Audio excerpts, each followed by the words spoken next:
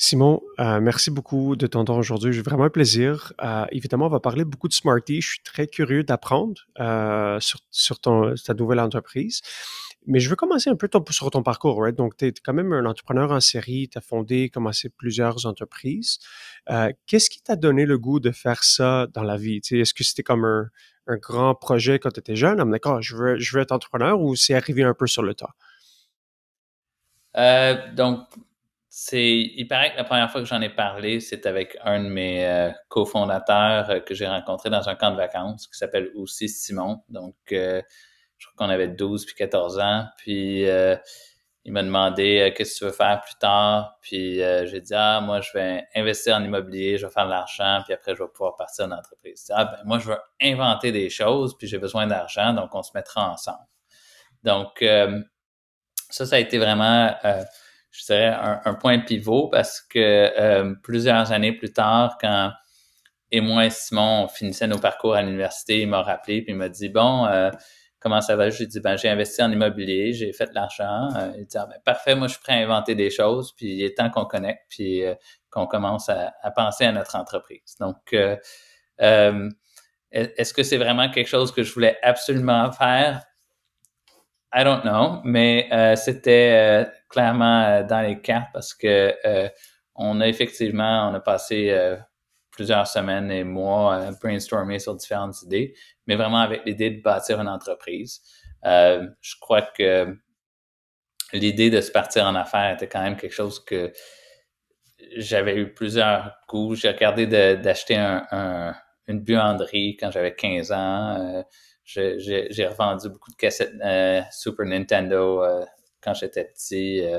Je faisais du trafic de cassettes Nintendo entre Montréal et Sherbrooke parce qu'il y avait un prix différent entre les deux villes. Puis mes parents étaient séparés entre les deux villes. Donc j'imagine qu'il y a beaucoup de choses qui m'appelaient dans l'entrepreneuriat, mais je crois que la rencontre avec Simon puis la complémentarité entre son côté technique puis mon côté business a été quand même un point déterminant. J'étais pas au courant du arbitrage entre Montréal et Sherbrooke là, pour les cassettes Nintendo. Là. Quand j'étais jeune, j'aurais dû savoir ça. Euh, et t'as parlé J'imagine, du quoi? là, j'allais dire, j'imagine l'online a probablement mis fin à ça, mais dans le temps, Fort probablement. Là. Ben, t'as soulevé un bon principe. Je trouve que si tu veux te lancer en affaires, évidemment, c'est une notion de confiance, avoir quelqu'un que tu respectes, que tu peux le faire avec. Là, tu es rendu un peu à ta troisième aventure. Est-ce que tu as d'autres leçons? Mais je vais peut-être faire un petit préambule encore. On parle beaucoup de l'entrepreneuriat, le déclin un peu de la productivité. Moi, je vois comme l'entrepreneuriat, c'est une façon de vraiment combattre un peu ce déclin de productivité dans le pays. Je mets ça un peu comme peut-être commentaire plus perso, là, mais qu'est-ce que tu en penses au niveau de l'entrepreneuriat, d'autres leçons que tu as apprises dans ton parcours, Simon? euh, donc, la question, c'est qu'est-ce que j'ai appris d'autre sur l'entrepreneuriat dans mon parcours? Exact. Oui. Ben, effectivement, là, et puis c'est le premier conseil que je donne à tout le monde, là, c'est de s'entourer des bonnes personnes parce que on peut se marier dans la vie et j'ai une femme extraordinaire, mais le partner dans la business, c'est tout aussi, il va avoir des bons moments, il va avoir des mauvais moments, puis être capable de passer au travers, c'est tout aussi critique de ce côté-là.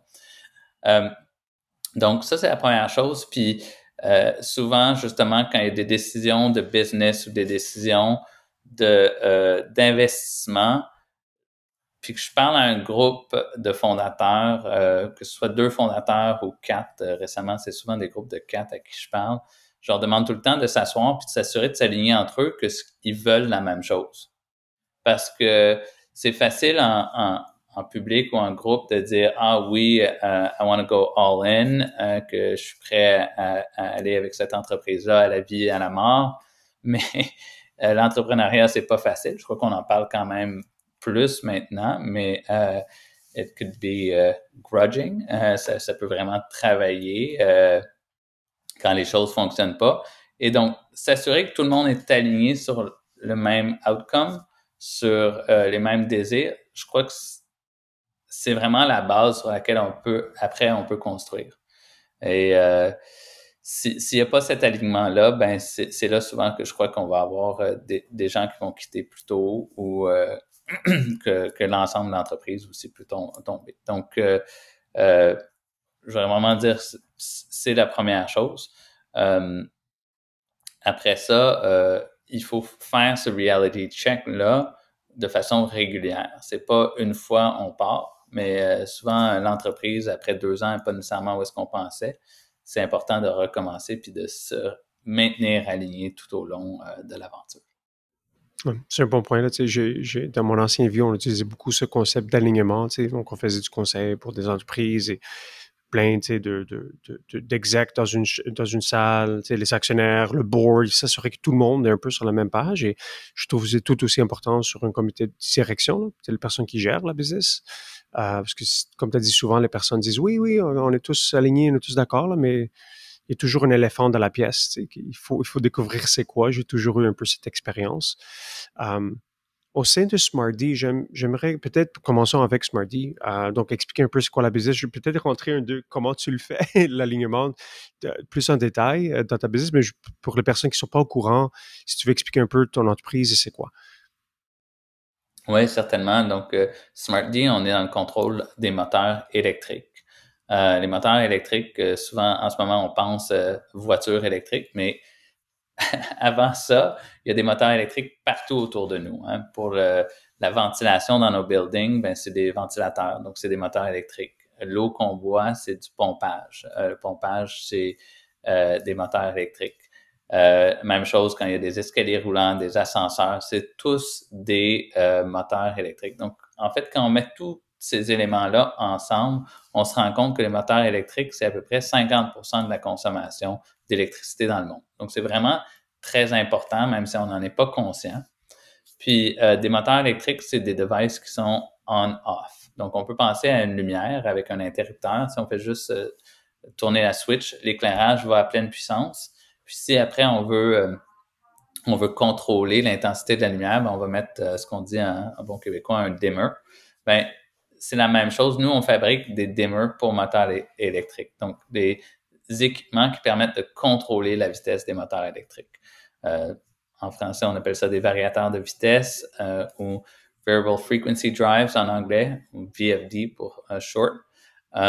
C'est des équipements qui existent quand même depuis une trentaine ou une quarantaine d'années. Donc, c'est quand même présent. C'est des gros joueurs industriels qui dominent quand même le marché, comme ABB, Danfoss, Siemens. C'est un marché qui est quand même important, là, probablement quelque chose comme 20 milliards en termes de taille de marché. Et il y a un intérêt à venir contrôler la vitesse des moteurs pour des raisons de logistique, par exemple pour maintenir la pression dans un immeuble qui soit constante. Mais il y a aussi un grand intérêt d'efficacité énergétique. Et donc, le marché des variateurs de vitesse a explosé dans les dernières années, justement, l'intérêt envers l'efficacité énergétique.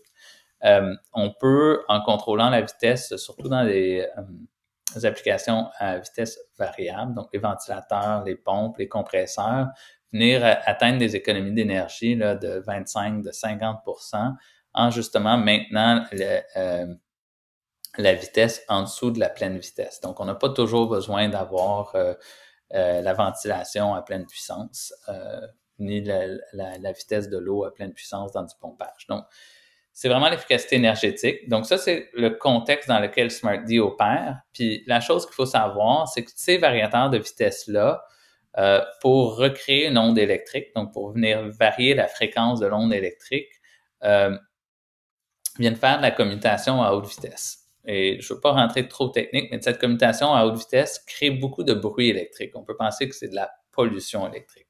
Donc, côté réseau, on appelle ça des harmoniques, et ces harmoniques-là vont venir interférer avec plein d'autres équipements, des senseurs, des équipements de contrôle, donc qui peuvent mal fonctionner à cause de ces harmoniques-là. Et du côté moteur, donc cette pollution électrique-là va venir détériorer le moteur dans le temps. Donc, il va arrêter de fonctionner plus rapidement. Donc, souvent, c'est au niveau du roulement à billes qu'il va y avoir des dommages. Le moteur va être plus chaud parce que justement, il doit filtrer cette pollution électrique-là, il va faire plus de bruit. Donc, la particularité de SmartD, c'est qu'on fait du contrôle de moteur, donc des variateurs de vitesse, mais sans pollution électrique. Donc, on ne génère pas d'harmonique côté réseau, puis on ne génère pas d'harmonique côté moteur. Et donc, on est mieux pour le moteur et on est mieux pour le réseau. Oui, c'est fascinant parce que je crois que le résultat, c'est que vous permettez à réduire pas seulement le coût de l'électricité, mais aussi le coût de l'équipement en même temps. Tu sais. Je suis curieux de comprendre comment vous avez eu cet insight-là, comment toi et ton co-vendeur ont dit, OK, ce problème-là existe, les autres joueurs n'ont pas nécessairement décidé de l'attaquer et on va essayer de... Tu sais, comment vous avez pensé à ça? Ouais, ben écoute, en fait, dans le fond, c'est vrai, on a commencé... Simon puis moi, donc le même Simon que des camps de vacances. Mais très rapidement, on est allé chercher deux autres co-founders qui avaient des expertises en software puis en hardware, donc Jean-Marc puis Joe. Puis à quatre, on a commencé par, en premier, adresser à vraiment s'intéresser à ce qui se faisait avec tout ce qui était des nouveaux matériaux de semi-conducteurs. Donc, ça s'appelle des wide bandgap semiconductors, mais qui venaient remplacer ce qui était utilisé depuis 30 et 40 ans dans les variateurs de vitesse. Mais à l'origine, on regardait, OK, où est la valeur ajoutée pour le client? C'était vraiment ça. Puis on est allé voir beaucoup de clients. On a commencé par s'intéresser, en fait, à la protection électrique, donc l'aspect breaker puis fuses. Mais finalement, à force d'entrevues, on s'est rendu compte qu'il y avait beaucoup de valeur justement dans ces filtres. C'est peut-être une moins grande proportion du marché, mais les filtres, en fait, c'est quoi? C'est de l'acier puis du cuivre. C'est des gros chunks de métal. Ça pèse beaucoup, c'est très lourd, ça coûte cher. Ça prend beaucoup de place dans les panneaux électriques. Donc, en les enlevant, c'est là qu'on a une plus grande valeur ajoutée. Ça nous a pris plusieurs mois dans l'histoire de la compagnie pour se rendre à cette conclusion-là puis dire, OK, ben c'est quand même un défi plus grand parce que c'est pas une pièce d'équipement qui est simple. Il y a du power electronics, il y a de l'électronique rapide, il y a du contrôle, il y a beaucoup, beaucoup d'éléments qui viennent ensemble, mais on trouvait que non seulement la valeur ajoutée était là, mais dans le pourquoi on voulait partir de l'entreprise, il y avait quand même un élément, je dirais, émotionnel, parce que tu l'as mentionné, c'est pas la première entreprise. Et une des choses qu'on voulait atteindre en groupe, c'est de dire, hey, on a un impact sur une industrie. On est capable d'avoir un before and after. Et puis ici, on sentait qu'on avait vraiment un potentiel d'avoir un before and after et d'avoir cet impact-là, parce que depuis 30, depuis 40 ans, tous les variateurs de vitesse ont toujours eu ces problèmes-là. En fait, très tôt, j'avais rencontré un groupe d'ingénieurs conseils, puis le plus vieil ingénieur conseil dans la salle m'avait dit, ton plus grand défi, ça va être de réapprendre aux gens que tu es capable de faire de la variation de vitesse sans des problèmes. Parce que pour la majorité des gens, ça n'a jamais été une réalité. Oui, fascinant. J'aime l'aspect innovation que prenez une industrie qui est en guillemets vieille, vous apportez une nouvelle technologie pour la réinventer. J'aime aussi le fait comment dire en anglais, swing for the fences, c'est de modifier une industrie. Et elle se fait même, on va parler un peu, vous venez de lever quand même une série A, plusieurs millions de dollars, je crois 12, 14 millions de dollars. Qu'est-ce que tu espères avec cette ronde-ci que vous venez de faire? Et aussi peut-être parler un peu de l'ambition de toi et des cofondateurs. Tu as parlé d'alignement. Je suis curieux de savoir c'est quoi l'alignement de vision entre vous quatre? Je vais commencer par l'alignement, puis je crois qu'on en revient vraiment à ce before and after, having the impact, parce que c'est pas, tu pars pas une entreprise en disant voici le exit, voici le moment qu'on veut sortir. Je crois que c'est plus, tu pars une compagnie en disant qu'est-ce qu'on veut construire. Puis ici, c'est vraiment le but premier, c'est d'être capable de dire, OK, when you look at the history timeline, the variable frequency drive, this is when SmartD came in and changed the game. Donc, ça c'est l'ambition. Et ça prend cette, je dirais, idéation pour être capable d'aligner tout le monde puis pourquoi, why are we driving to this? Et donc, on n'est pas en train de dire, OK, avec l'investissement, on se rapproche de tel exit ou tel exit. Non, c'est on met les pièces en place pour être capable de construire l'entreprise. Et en ce moment, dans l'entreprise, le focus numéro 1, c'est vraiment d'être capable d'avoir un product line complet. Donc, on n'est malheureusement pas dans une industrie où est-ce que tu as un one size fits all. Des moteurs, tu en as de toutes les tailles, tu en as dans différents voltages, différents ampérages. Donc, il faut être capable de répondre à ces différents besoins-là. Et ce que les clients nous demandent aujourd'hui, c'est d'être vraiment capable d'avoir des produits qui répondent au plus de situations potentielles. Donc, c'est sûr qu'on ne va pas avoir tous les produits pour tous les cas, mais d'avoir un product portfolio le plus complet possible, c'est notre priorité numéro 1.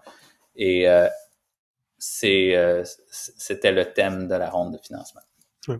Est-ce qu'il y a une composante software dans votre produit? Je sais que on avait parlé offline à un moment donné, c'est comme un aéroport à genre 10 000 de ces VFD, là, donc marché adressable énorme, là, mais est-ce qu'il y a une composante recurring à votre modèle d'affaires ou il y en a tellement de ces bidules-là partout dans le monde que c'est pas nécessairement une priorité? Ben, il y a deux aspects. Hein. Là, tu as parlé de software puis de recurring revenue. En fait, d'un point de vue software, oui, il y a énormément de software. Je crois que j'ai plus d'ingénieurs software que d'ingénieurs hardware dans ma compagnie, même si on est un produit très hardware, très complexe d'un point de vue hardware. En fait, on a plusieurs layers de software. On a du software temps réel pour tout ce qui est contrôle de grid, contrôle de moteur. On a la connectivité, donc on a un embedded Linux dessus, donc on a toute une équipe qui travaille sur les services là-dessus. On a une application mobile, donc vraiment une équipe software très importante qui, honnêtement, sans eux, le produit n'existe même pas. Donc, il y a énormément de software et il est critique et il y a une très grosse valeur là-dedans. Ceci dit, aujourd'hui, la compagnie n'a pas de recurring revenue. C'est d'abord et avant tout, oui, il y en a énormément. Il s'en vend, comme j'ai dit, c'est un énorme marché. Donc, c'est d'abord et avant tout un aspect hardware. Est-ce que éventuellement, il pourrait avoir du recurring? Absolument. On a bâti l'architecture software pour être capable d'avoir du connected services. Et à ce moment-là, on pourra y arriver éventuellement. Mais il n'y a pas une prémisse qui dit nous devons avoir du connected services pour que la compagnie soit viable. Oui, ouais, mais comme on peut penser les plus grandes compagnies du monde comme hardware, comme Apple, c'est du software, mais c'est du one-time là, pour la plupart. Tu achètes un iPhone à X nombre d'années. Donc, ça peut être quand même un marché énorme. Comment est-ce que tu réfléchis par la suite en termes de bâtir ton go-to-market? Comment est-ce que ça fonctionne dans votre secteur? Est-ce que tu vends à des tierces parties qui, par la suite, vont vendre aux manufacturiers? Est-ce que tu vends directement aux personnes qui l'implémentent? Comment est-ce que ça fonctionne? Et par la suite, comment est-ce que tu dois bâtir ta propre organisation à l'interne pour satisfaire cette demande? Bien, rentrer dans un marché établi, ça quand même... Ça permet de suivre certains guidelines.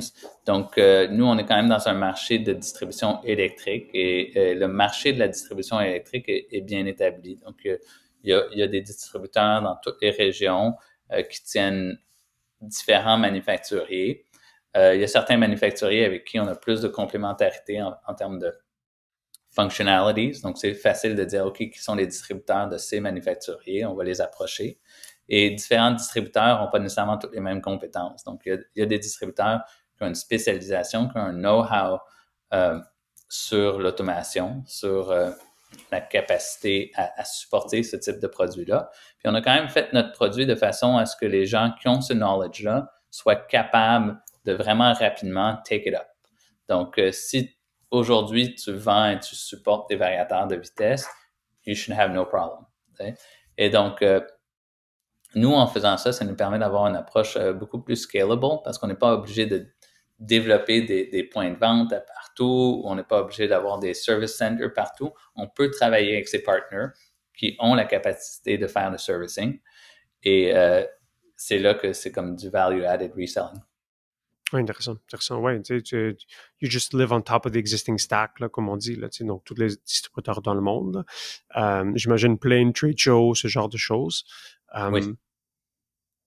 Ouais, donc revenir à à tes apprentissages, comme entrepreneur, là, c'est comme troisième business, et comment est-ce que tu penses à l'alignement maintenant de l'entreprise que vous avez, vous allez essayer de évidemment grandir le plus rapidement possible et go big, là. Comment est-ce que tu gardes pas seulement tes co-founders, mais le reste de l'organisation comme shooting towards that North Star? As-tu des tips and tricks dans le day-to-day? C'est-tu des weekly stand-ups? C'est-tu des quarterly off-site? Comment tu le fais? Ben écoute, je peux dire comment je le fais. Après, il faudrait parler aux employés, voir am I successful at doing it? Je crois que oui, il y a le North Star, mais je suis quand même un gars qui est hyper pragmatique. Donc, si dans mes bureaux, il y a pas j'essaie pas d'être grandiose ou quoi que ce soit. It's in the little things que on construit la compagnie. Donc, on s'assure que tous les éléments, un par un, tombent en place. Ça sert à rien non plus de partir en peur. Tu lèves une ronde de financement puis tu commences à dépenser sur des choses if you're not there yet. Donc, je crois que c'est très bon on en parle souvent, mais celebrate the small wins. Puis quand tu as des problèmes, tu les adresses. Go to the core of it, what happened, et make sure that you don't repeat it after that. Ouais. Je prends en note, là, je me dis, ça c'est des bons points à mettre sur le mur, mais aussi évidemment pour une culture. Moi, c'est fascinant. Là, j'aimerais peut-être parler plus de l'industrie de la transition énergétique parce que je crois que c'est très large. On parle beaucoup de cette tendance. Il y a plein de fonds d'investissement, plein de startups, mais je trouve ce que vous faites, à un niveau très détaillé, c'est un use case parfait de help companies save energy, dépenser moins, de le faire d'une façon qui combine hardware et software. C'est quoi ta perspective, tu es un joueur clé dans cette transition? Qu'est-ce que tu penses? Est-ce que le moment est venu pour... Il y a plein plus d'entreprises dans ce secteur-là. Est-ce que tu penses que on est encore au balbutiement? Je suis curieux juste peut-être tes pensées sur ce trend de transition énergétique. Très bonne question à laquelle j'ai pas réfléchi au préalable, mais la chose qui me vient à l'esprit, c'est de pas nécessairement follow the trend.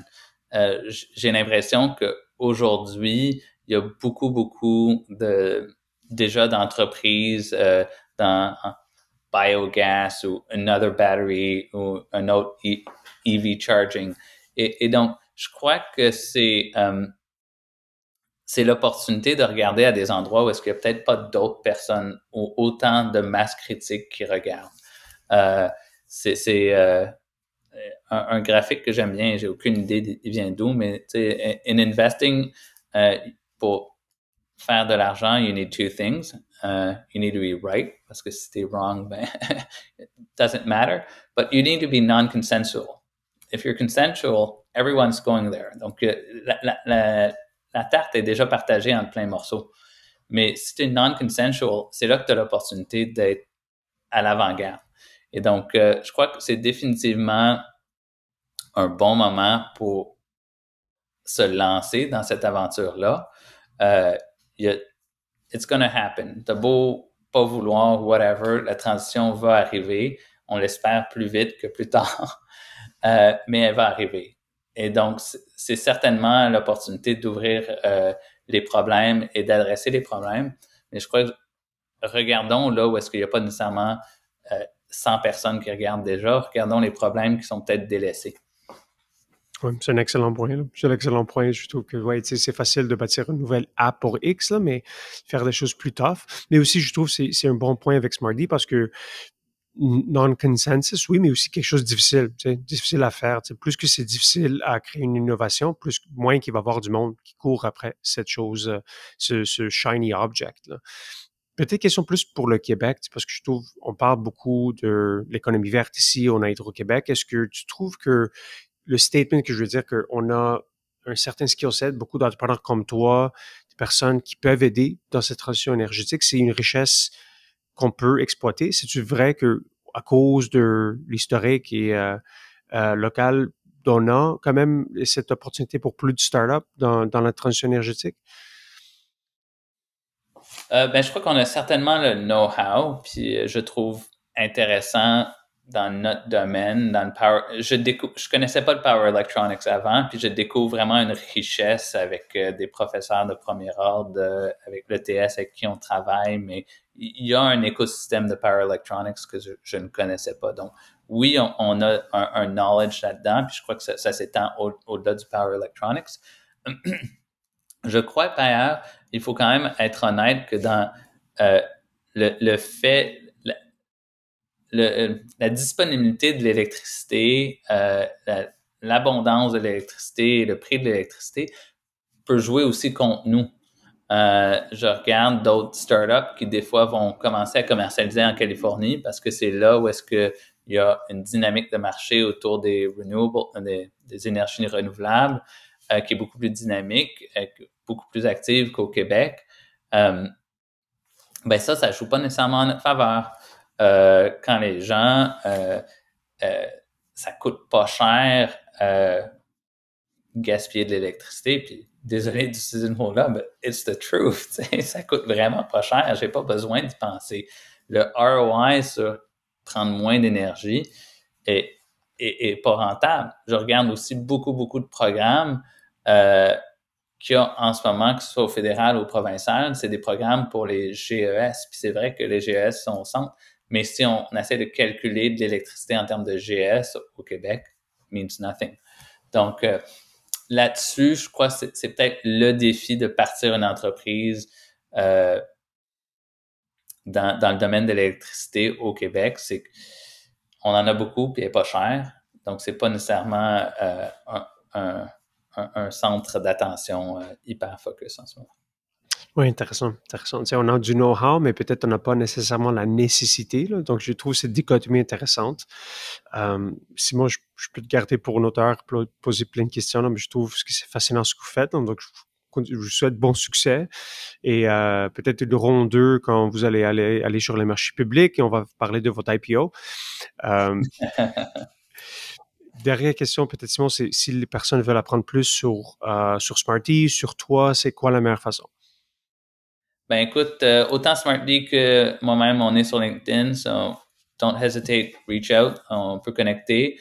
Smartly, notre site web, c'est smartly.tech.